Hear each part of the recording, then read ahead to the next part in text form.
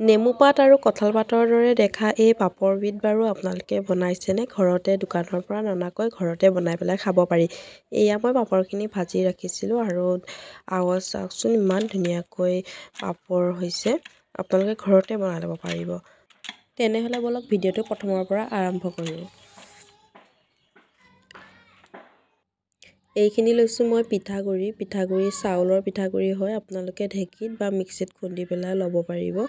এতিয়া মই লৈছোঁ দুইটা বাতিতে মই পিঠাগুড়ি অলপ অলপকৈ ল'ম, তাৰপিছত দুইখিনি মিক্স কৰি ল'ম আৰু এইটো বাতিটো লৈছোঁ ঠিক সেইদৰে।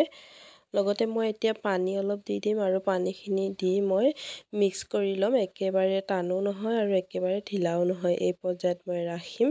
দেখিছে নহয়, একেবাৰে ঢিলাও হোৱা নাই আৰু একেবাৰে টানো হোৱা নাই। এতিয়া মোৰ এইখিনি হৈ গৈছে আৰু এতিয়া লগত থকাখিনিকো সেই একেদৰে মই মিক্স কৰি ল'ম। তাৰপিছত মই তাত অলপ নিমখ দি দিম আৰু অলপ হালধি গুড়ি দি দিম, কাৰণ কালাৰ হ'ব ধুনীয়া আৰু দেখিবলৈ ধুনীয়া হয়, সেইটো কাৰণে মই দি দিছোঁ। আৰু এনেদৰে যেতিয়া কালাৰটো মিক্স নহয় তেতিয়ালৈ মই মিক্স কৰি পেলাই থাকিম। ঠিক তেনেদৰে মই আনটো বাতিটো একেদৰে কৰি ল'ম। এয়া মই লৈছোঁ বিটৰ ৰস, মানে আগতীয়াকৈ ওলাই থৈ দিছিলোঁ আৰু মই ইয়াৰ বিটৰ ৰসখিনি পিঠাগুড়িৰ লগত ধুনীয়াকৈ মিলাই দিম। আৰু যেতিয়ালৈ বেটাৰটো মিলি নাযায় কালাৰটোৰ লগত তেতিয়ালৈ এনেকৈ মিক্স কৰি ল'ম। এয়া মোৰ দুয়োটাৰ মিক্স হৈ গ'ল আৰু মই এতিয়া আধা ঘণ্টামানৰ কাৰণে থৈ দিম।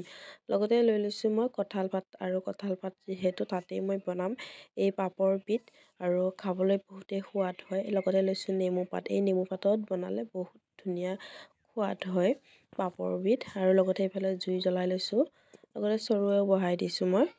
আৰু চৰুটোত এতিয়া মই পানী ঢালি দিছোঁ। এয়া পানী ঢালি দিয়াৰ পিছত মই ইয়াৰ ওপৰত দিম খেৰ। খাৰ দিয়া হৈ গ'লগৈ মোৰ, আৰু ইয়াৰ পৰা যিটো ভাপ ওলাব সেই ভাপটোৰ দ্বাৰাই ধুনীয়াকৈ মানে পাপৰটো সিজি যাব। আৰু মই কঁঠাল পাতখন লৈছোঁ আৰু তাত যিখিনি পিঠাগুড়ি আছিলে গোটেইখিনি মই কঁঠাল পাতখনত এনেদৰে চামুচ এখনেৰে লগাই দিছোঁ। ইয়াৰ পিছত মই ইয়াত ধুনীয়াকৈ এনেকৈ দি দিম গোটেইখিনি। তাৰপিছত এয়া দেখিছেনে মই দি দিছোঁ খেৰখিনিৰ ওপৰতে।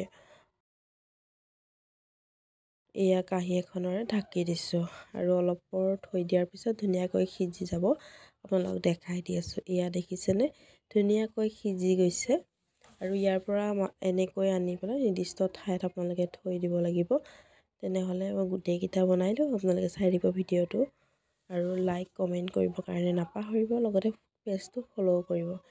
ঠিক সেইদৰে মই হালধীয়া ৰঙৰ যিটো বেটাৰ বনাই লৈছিলোঁ সেইখিনিও মই দিছোঁ এনেদৰে লগাই, আৰু আগত যেনেকৈ বনাইছিলোঁ তেনেদৰে, কিন্তু নেমু পাতত বনোৱাটো খুবেই সোৱাদ হয়। এই পাপৰবিধ আপোনালোকে ঘৰতে বনাই চাব, বহুত ভাল হয়। এয়াও চাহৰ লগত ধুনীয়াকৈ খাব পাৰিব। ঠিক সেইদৰে মই এয়াও দিলোঁ আৰু এতিয়া মই ঢাকি দিম কাঁহীখন। আৰু দেখিছেনে কাঁহীখন ঢাকি দিয়াৰ পিছত অলপ পৰ থোৱাৰ পিছত ধুনীয়াকৈ সিজি যায় আৰু এইকেইটা হৈ গ'লগৈ। আৰু এয়া মই এতিয়া ৰ'দত দিম আৰু গোটেইখিনি মোৰ হৈ গ'ল। কঁঠাল পাতত বনোৱা আৰু আনফালে হ'ল নেমু পাতত বনোৱা, দুইটাই মোৰ হৈ গ'লগৈ বনাই। এতিয়া মই লৈ গৈ আছোঁ ৰ'দত দিয়াৰ পিছত ধুনীয়াকৈ এৰাই আহিব। আপোনালোকে কেৱল এৰাই দিব লাগে হাতেৰে। এয়া দেখিছেনে ৰ'দত দিয়াৰ পিছত ধুনীয়াকৈ এৰি গৈছে, কিছুমান নিজে এৰি যায় আৰু কিছুমান আমি হাতেৰে দি এৰাই দিব লাগিব। আৰু মই এতিয়া আপোনালোকক দেখাই দি আছোঁ, এতিয়া হাতেৰে ইমান ধুনীয়াকৈ এৰি যায়। এয়া দেখিছেনে নিজে নিজে এৰি আছে। পাতৰ ছেম দেখিছেনে, ছেম যেন নেমু পাত আৰু ছেম কঁঠাল পাত, ঠিক সেইদৰে হয় পাপৰবিধ। আপোনালোকে ঘৰতে এনেদৰে ট্ৰাই কৰি চাব পাৰে আৰু সুন্দৰকৈ এৰাই গৈছে। এয়া দেখিছেই নহয় আপোনালোকে, এনেকৈ অলপ অলপ ভাগ হৈ থাকিব আৰু কিছুমান নিজে এৰাই যায়। এনেদৰে টানি দিয়াৰ পিছত পাতখন খুব ধুনীয়াকৈ এৰাই আহে। ৰ'দত আপোনালোকে অলপ পৰ শুকাব দিব, তাৰপিছত এনেদৰে হৈ যাব। এই দেখিছে কিমান ধুনীয়াকৈ ভাগ মেলি মেলি থাকে। তাৰপিছত আমি এনেদৰে লাহেকৈ পাতখন এৰিয়াই দিলে আমাৰ হৈ যায়।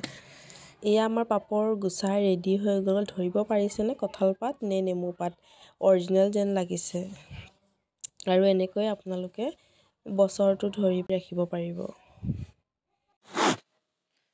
চৰুটো মই বহাই দিলোঁ আৰু ইয়াতে দিছোঁ মই মিঠাতেল আৰু মিঠাতেলখিনি গৰম হোৱাৰ পিছতে মই এখন এখনকৈ পাপৰ ভাজিম আৰু এইকেইখন পাপৰ মই ওলাই লৈছোঁ ভাজিবলৈ কাৰণে। দুটা কালাৰ কৰিছিলোঁ আৰু এটা কালাৰ কৰা নাছিলোঁ আৰু এতিয়া মই এখন এখনকৈ এনেদৰে ভাজিম। আপোনালোকে ধৰিবই নোৱাৰিব যে এইটো চাউলৰ পাপৰ, কিন্তু একদম দোকানৰ পৰা অনাৰ দৰে পাপৰ সোৱাদ পাব আৰু ঘৰতে আপোনালোকে এনেদৰে বনাই ল'ব পাৰিব। আৰু এনেকৈ মই এখন এখনকৈ গোটেইকেইখন ভাজি লওঁ।